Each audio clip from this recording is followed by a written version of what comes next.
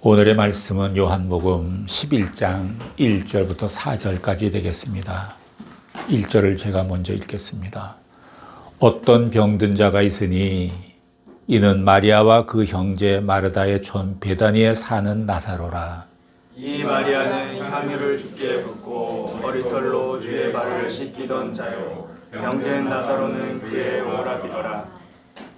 이에 그 누이들이 예수께 사람을 보내어 가로되 주여 보시옵소서, 사랑하시는 자가 병들었나이다 하니, 예수께서 들으시고 가라사대 이 병은 죽을 병이 아니라 하나님의 영광을 위하며 하나님의 아들로 이를 인하여 영광을 얻게 하려 함이라 하시더라. 아멘. 오늘은 주께서 사랑하는 사람이란 제목이 되겠습니다.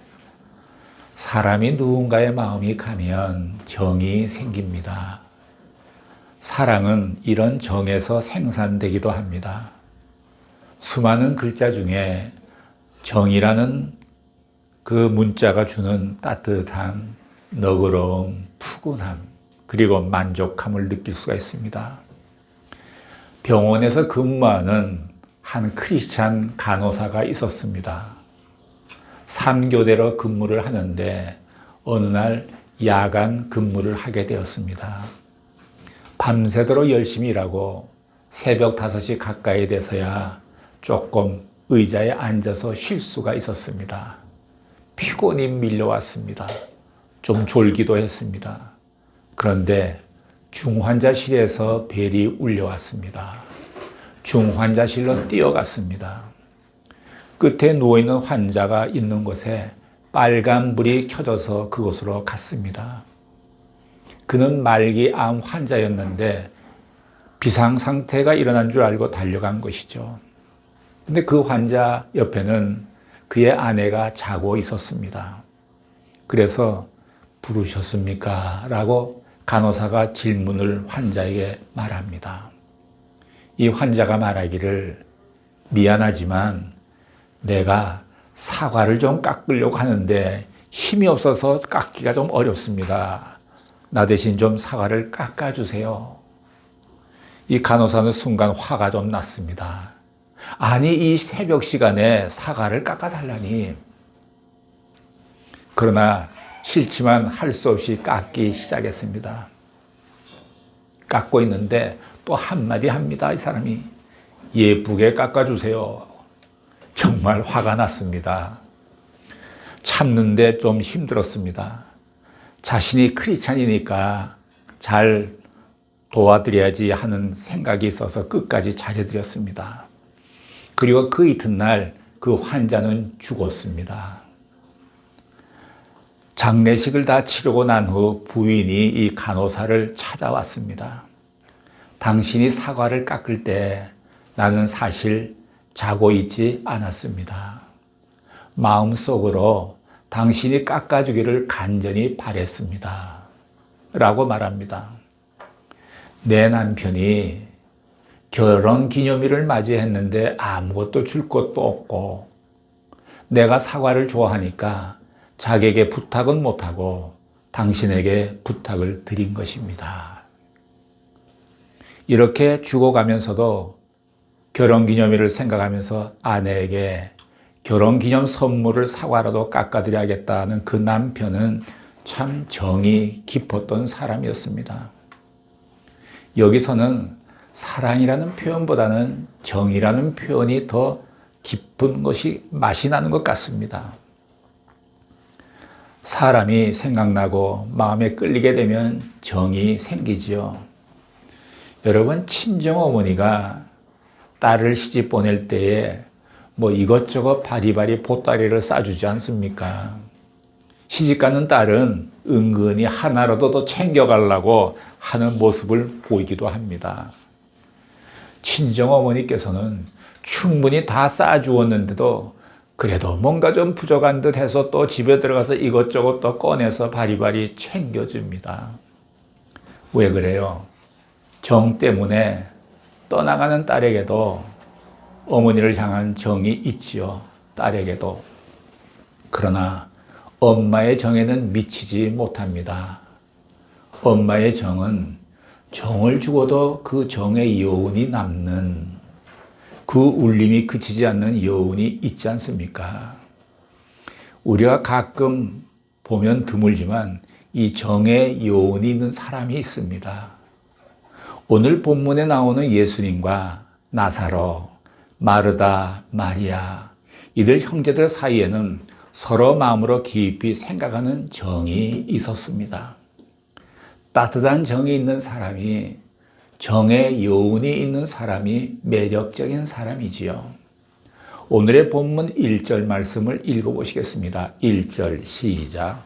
어떤 병든 자가 있으니 이는 마리아와 그 형제 마르다의 촌 베다니에 사는 나사로라.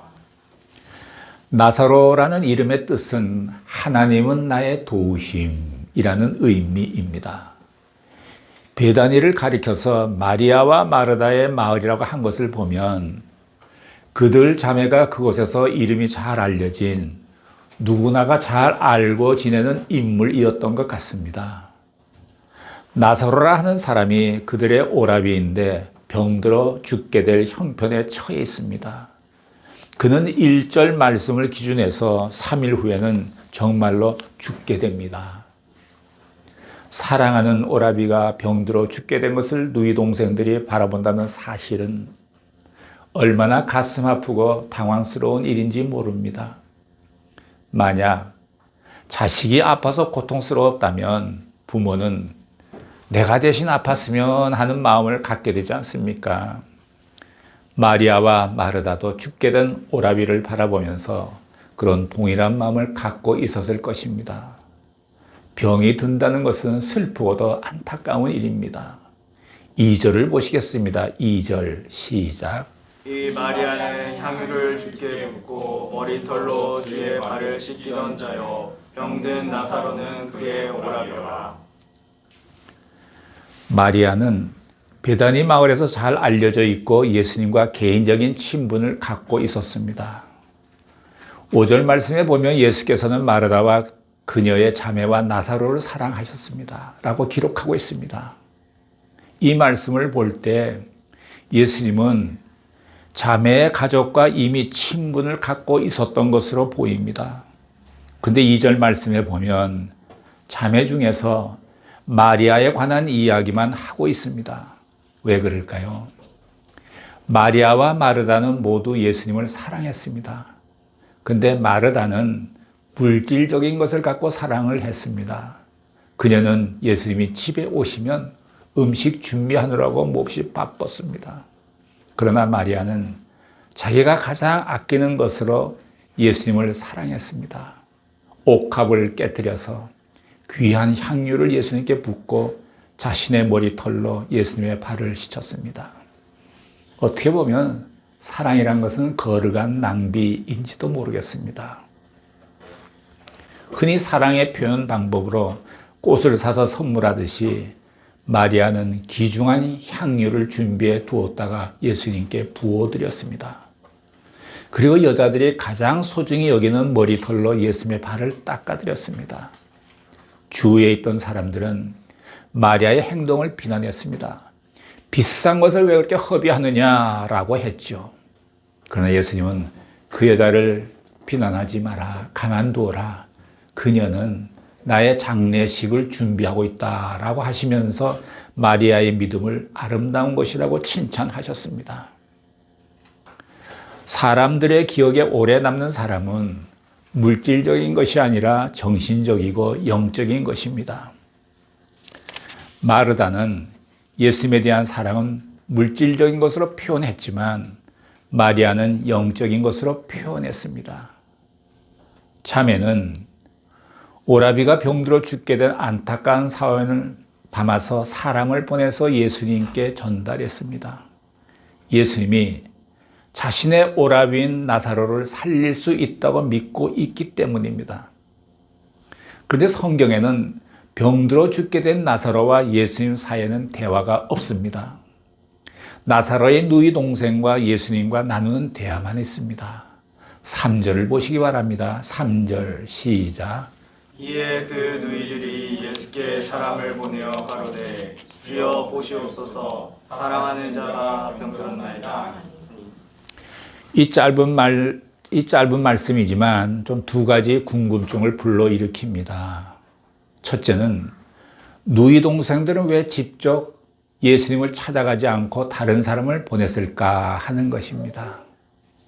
여러분께서 아시지만 백부장은 자기 부하가 병들어 죽게 되었을 때 직접 예수님을 찾아가서 치유를 간청했습니다.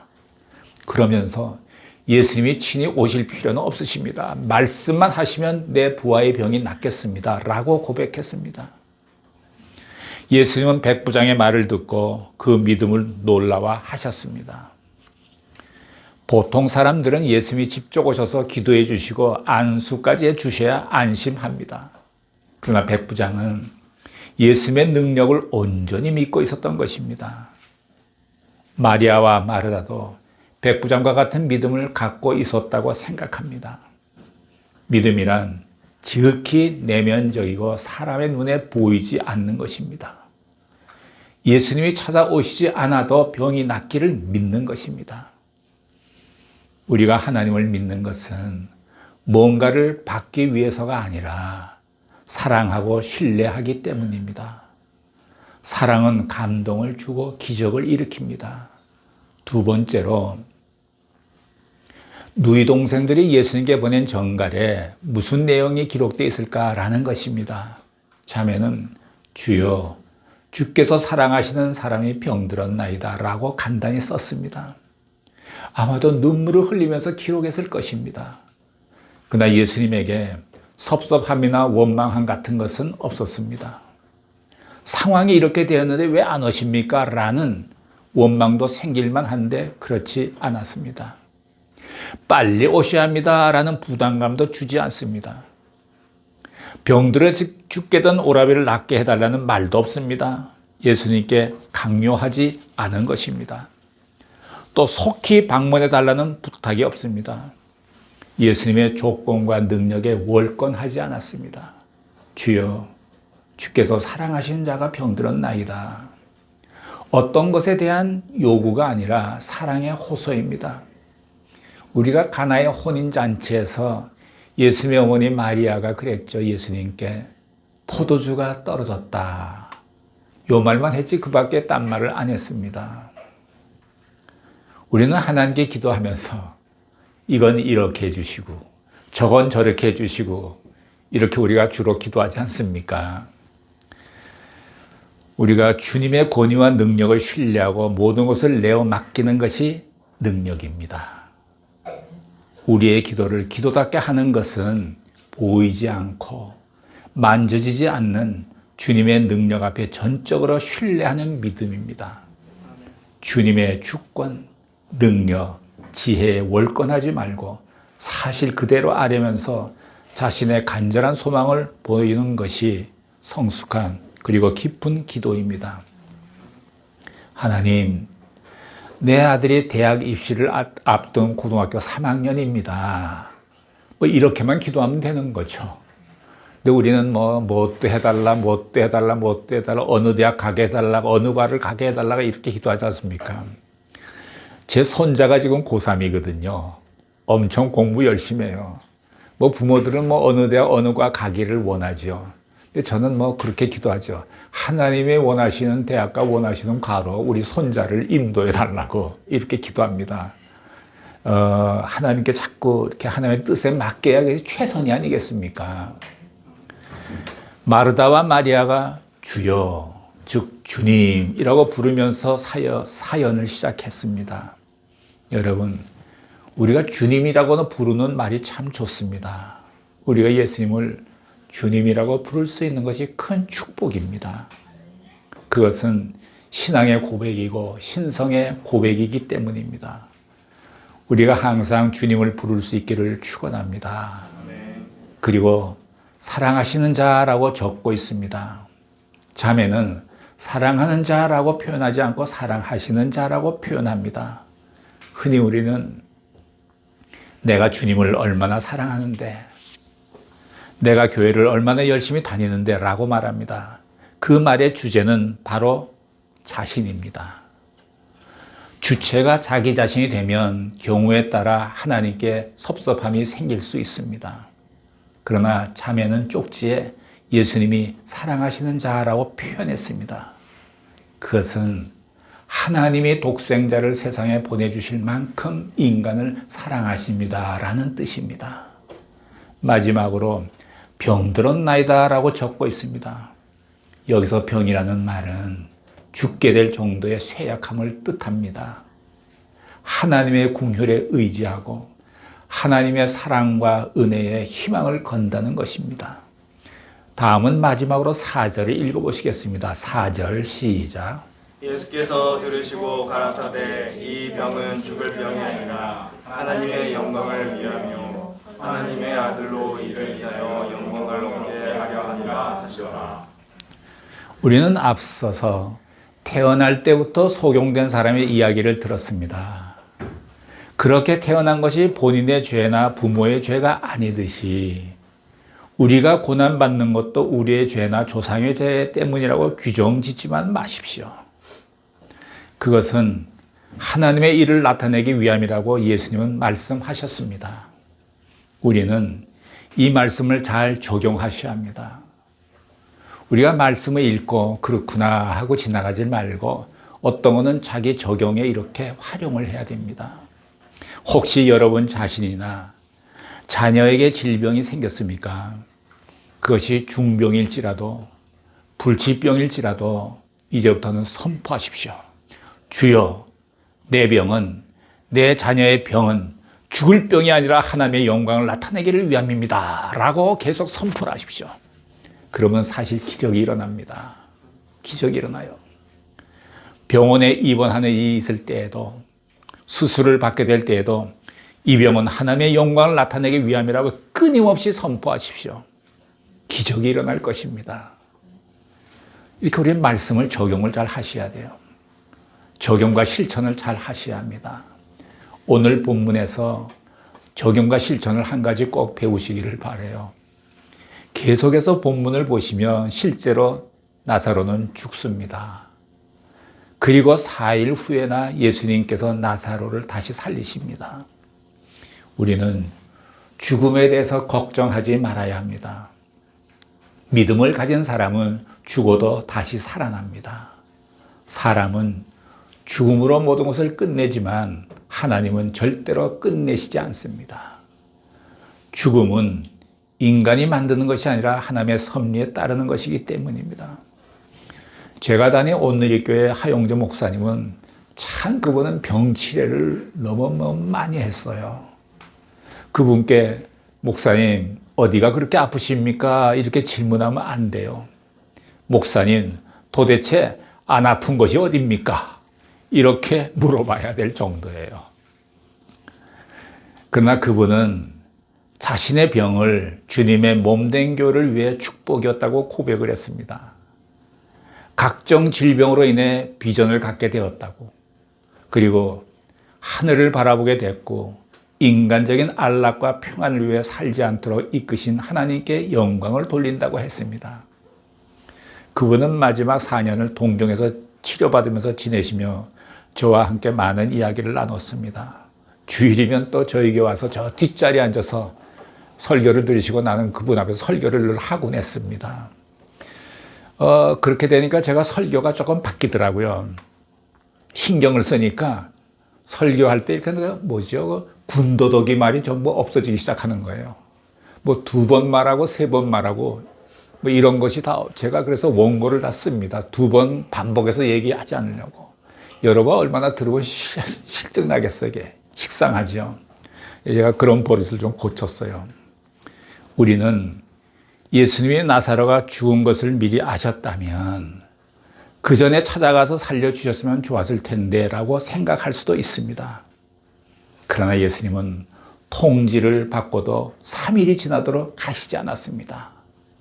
나사로가 죽을 때까지 기다리신 것입니다.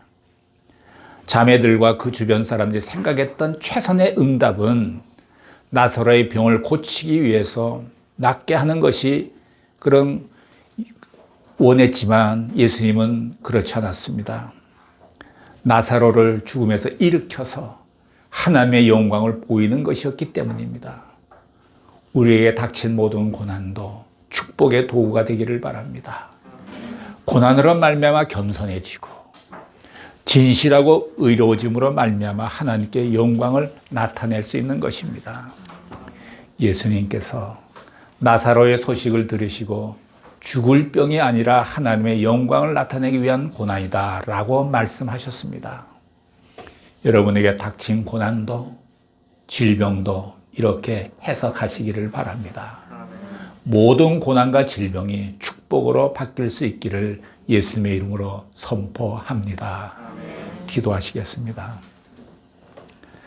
사랑하시는 하나님 아버지, 우리의 삶에 비록 고난과 역경과 질병이 있다고 할지라도 결론은 하나님의 영광을 드러내는 것이 되게 하여 주시옵소서. 죽음이 끝이 아니라 부활이 있고 영생이 있음을 믿음 가운데 항상 기억하게 하시옵소서. 예수님의 이름으로 기도를 드렸습니다. 아멘.